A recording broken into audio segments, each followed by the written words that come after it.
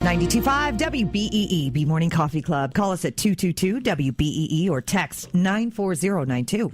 Hey, Matt, what up, dude? Hey, Jeremy, thanks for having me on. Hey, get a load of this guy. Matt White, you may have heard of him, right? He's the documentarian, the documentary filmmaker. You probably haven't heard of me, but... No, man, no, you've had a couple projects get some press. So when I saw this one here, I had a little name recognition. I was like, yeah, I want to have this guy in. He's from Pittsford. Where'd you go to? Sutherland?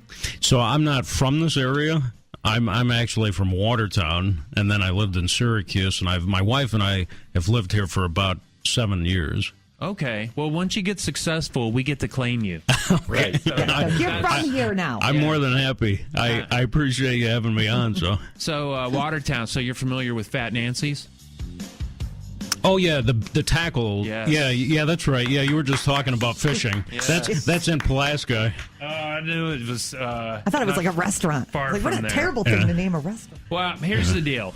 Matt White's, his new documentary is called Bridge Brothers, Risk, Danger, Heights, All in a Day's Work. And he goes around and documents the state of the bridges in our nation. And you focus on a couple national landmarks or well-known bridges. And this is also like the big anniversary of that giant bridge collapse. Minnesota? Yeah. So, but the reason I wanted to ask him is in part of the press packet that I was looking at, involved in that was a list of every bridge and overpass in the greater Monroe County area. And it's like a spreadsheet situation. It names the bridge. It names what it goes over, crosses the Erie Canal, 490, whatever the case may be. And as you do just a quick scroll, am I out of line to say that it from half to at least a third of those bridges are either structurally deficient or, what was the other one, obsolete? Category? Normally, they basically are structurally deficient, which means it could be they need to be recoated. There's heavy corrosion to the steel. So what happens is if the steel is too far corroded, they have to have iron workers come in and replace the steel. Of course, a lot of times you mostly see when you drive past a bridge the concrete pillars that actually hold it up, and they have steel inside. And a lot of times the concrete, of course, is all deteriorated and falling apart. Of course, if you do drive past and you look up while you're driving, you can see a lot of the steel underneath on some of these bridges is very heavily corroded. And really that corrosion is it's weathering. It's the combination of weathering, even sun, and of course up here salt. You know, when we salt the roads, that salt gets into the steel and corrodes it. All around town, I can just off the top of my head think of about 6 ongoing bridge repair projects. Are we in danger, man? Well, it's one of those things where, when they put out the list, so the status or the estimates are that there's right now close to 56,000 bridges in the U.S. are considered structurally deficient. Now, that doesn't mean the bridge is going to fall down just because it is structurally, has corrosion problems. So, I don't think you should panic, but at the same time, I think it just goes to show you how important structural repair is, and especially investment in bridges, because we all take bridges for granted, but those bridges and overpasses and everything are there to get us from one side of the valley or river or roadway to the other. And if that bridge wasn't there, a lot of us would be very annoyed when we go to do our commute. Yeah, I'm looking at this list for Monroe County, and there's a category that says year built or replaced. When I'm seeing things like 1915, Does that mean that was the last time that bridge was maintenanced? Hopefully not. 1914? I Look don't. at this. I'm looking down, and some of these are over water.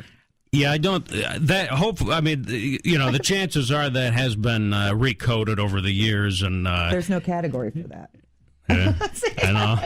But, that's the thing is, bridges, unfortunately, when the bridges, all these bridges, I mean, even major ones, when they were built, they had to be repainted, and which is when you say bridge painting, it's really coatings, protective coatings. So the biggest joke, especially in the dock with these guys that actually do this work, is they, joke that people think we repaint a bridge as if they were repainting their living room.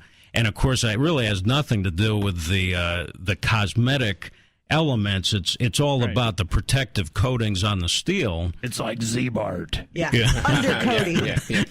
One that worries me more than, and it's not on the list, but I drive under that underpass on Winton Road where the trains go across. And every time, I mean, you can see how corroded that bridge is. Yeah. And every time I drive under it, I fully expect to be, have a train drop on top of me. I mean, so engineers go out and they do, inspectors look at the bridge, and they are supposed to do that, on a regular basis, and make sure that bridge is still able to hold its own weight and to stand up to whatever weight is being pushed across it, whether it is a train or whether it is traffic.